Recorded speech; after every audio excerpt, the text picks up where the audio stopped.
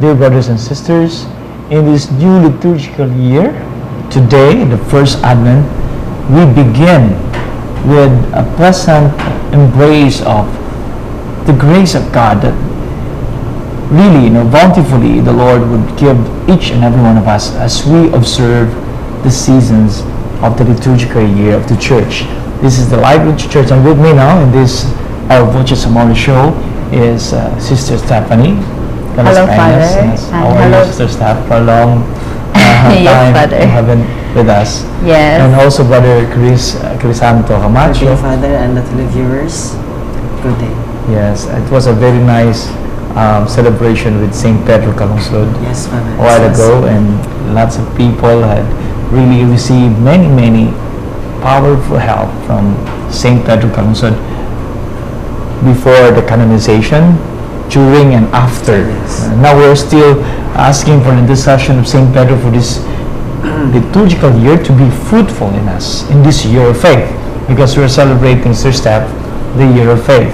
And so this is really special for us as we begin the liturgical year, the first Advent, in this special year of faith, that we may grow in faith and be able to really put into practice our faith, not only notional faith, but it should be also something concrete, not just the doctrine, but also the deeds that we can offer as Christians. I mean, we can witness.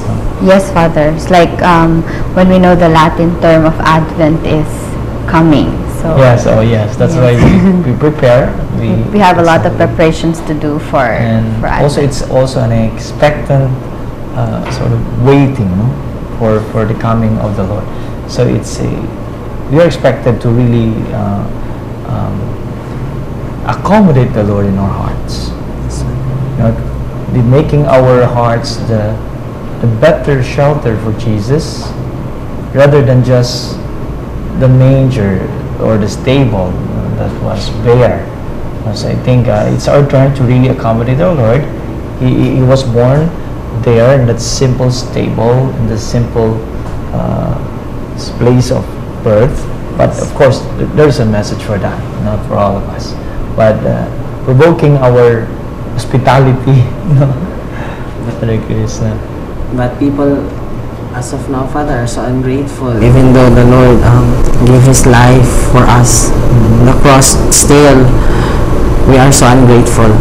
Okay, so speaking of the liturgical year, we know that there are different seasons. First is this Advent season. Yes. It has 4 Sundays.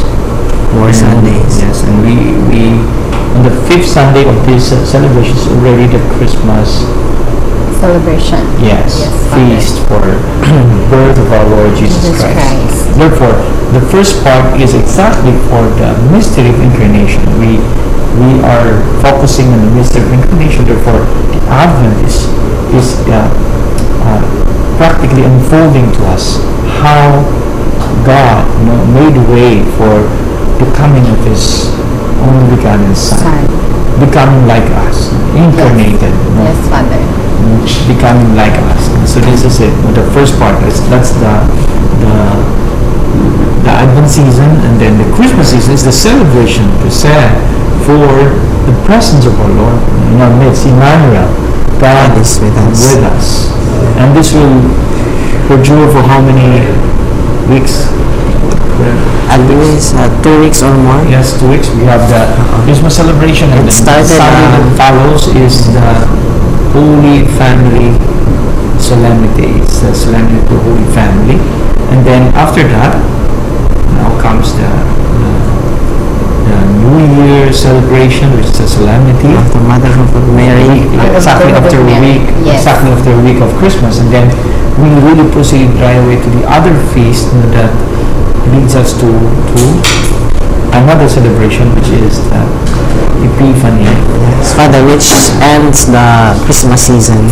Yeah, The Epiphany marks the end of the Christmas the season. Christmas season, and now it prolongs for In the Philippines, Yes, it prolongs in February to in the feast of the presentation of the Lord, Yes. or the Candelaria. In some other communities also, they want to prolong it because of the season of joy and endeavoring, meditating the infancy of our Lord, with that presentation in the temple. Let's just say the Candelaria celebration, Yes, Father. and that is for the consecrated especially. The religious, they normally celebrate that way. But here in the Philippines also particularly, we have the Santo Niño celebration. That The would be on the Sinulog, third, Father. yes, Yes. that is the third Sunday in January. And that follows the feast of baptism of our Lord, which normally falls on Sunday here in our celebration in the Philippines as a liturgical celebration. We put it on Sunday instead of putting it on Thursday. We normally put it on Sunday because there are countings For here. pastoral reasons. Yes, pastoral reason that everybody could participate. That's the baptism of our Lord. But before that, we also have the the Epiphany Sunday that also now is celebrated on Sundays. Sundays. Therefore, part of the ordinary time is already being used in these moments there as first. That's why when we enter into the ordinary time here in the Philippines, we enter with the third Sunday of the ordinary time after the celebration of Senior Santo Niño. That is a very important also note that we should know. So we have Then, like a series of feasts, Father. Yes. And it's like celebrate from one celebration to another. To another. And it's Preparing- amazing. Yes, it's so amazing how if you only live the started, spirit, yes. meaning the liturgy, the spirit of the liturgy, we can really make a good program for our lives. We don't need to sort of make another thing for our spiritual endeavors to grow. Yes. The church is already guiding us how to really deepen our spiritual life in a way fruitful and at the same time harmonious with the season. And this indicates a very big venue of just like shopping ba? Yes, Shop Father. talaga kita kapilian, 1,001 of choices, but still the same department.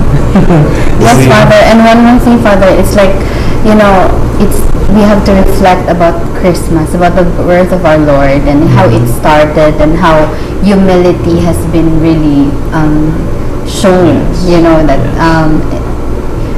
in celebrations you are so glamorous and you have parties, but let's not forget the humility of our Lord, that He was born in a stable, in a manger. That's it. So Yes. in the next segment, we're going to deepen into that reality, Sister Steph. Yes. And then now, as we move forward with the ordinary time, you should know that we have 33 or 34 weeks of the ordinary time, and therefore these are lengthy, Yes, sort of lengthy. meditation to grow. The liturgical vestment for the priests or even the altars, we use the green color, which means hope and Growth and advancement in the spiritual life. Yes, that's it. So the colors also indicate so well in the liturgy, like the Advent, which is intense preparation, with the aspect of repentance or penance for our preparation, that we be purified, so that the Lord, who is the God of order and holiness, Yes. be received by us, prepared and really purified, because we also need to do something on our part so that His presence will be all the more celebrated in a way fruitful and effective in our personal life. Yes, Father. In our catechism, we have some notes for that. Yes, Father. The Catechism tells us that the Church in the course of the year unfolds the whole mystery of Christ from Incarnation and Nativity through His Ascension to Pentecost and the expectation of the blessed hope of the coming of the Lord, which is at the end of the liturgical year, Father, we celebrated the Christ the King. Well, yeah, that's it. But we also forget that in the middle of this, we have a very important, which is the center of all the liturgical life of the Church. That is the Paschal Triduum or the Easter Triduum. Yes, Now, the the Easter Easter Triduum. Triduum, by the way, is celebrated within the Holy Week, after the Sundays of the Holy Week. And now it speaks about, we celebrate here the very central drama for a Christian life, the redemption of our Lord. And then it is prepared by Lenten season. Now, the Lenten season is composed of how many weeks of Sundays? We have Almost 6 weeks, Father. exactly. And the seventh, that would be the Easter Sunday. No? 6 weeks. The sixth Sunday is the Palm Sunday. It's the Palm Sunday. Which is the beginning of the Holy Week. And then we have the Easter Triduum, and then after that we have the feast, series of feasts. We have the Easter Octave, Father. Yes, we have the Divine Mercy Sunday that follows, and after that we proceed to the Holy Trinity, I believe. There is the solemnity of the Holy Trinity, and then also the solemnity of Sacred Heart and Corpus Christi. They are something Also a in the series. middle, yes, a series Yes. after Easter season. Now that is after Easter season. Now the Easter season ends on Pentecost Sunday. Yes, it ends on Pentecost Sunday. First is the Ascension, and then we proceed to this Pentecost Sunday. So it's in the middle there that we observe the Lenten season, and then the Easter season. Now, for now, we will be celebrating, exactly observing the Advent season and the Christmas season soon, and then the ordinary time, and then the Lenten season, and after that, the Easter season. After Easter season, we go back to the ordinary time, and that ends with the solemnity of Christ the King on the 33rd or 34th Sunday of the liturgical year, and that is the end Sunday, with the last Sunday of the liturgical year. So this is it, brothers and sisters. In the liturgical year, we can take advantage to really profit in all the graces that the church is offering us through the different seasons and times. And we also have solemnities, we have feast days that could help us a lot, like the feast of the presentation of the Lord and favorites we have mentioned, and we have also the Nativity of St. John on June, that coincides also with the feast of the Sacred Heart, Immaculate Heart, Solemnity of Sacred Heart, and even Corpus Christi is also somewhere there. So it's very intense in that month of June, the middle. And then we have the Solemnity of St. Peter and St. Paul, still in June, the end of June. And we have the Feast of the Transfiguration. And with the Solemnity of Assumption of Our Lady, it will be in August already.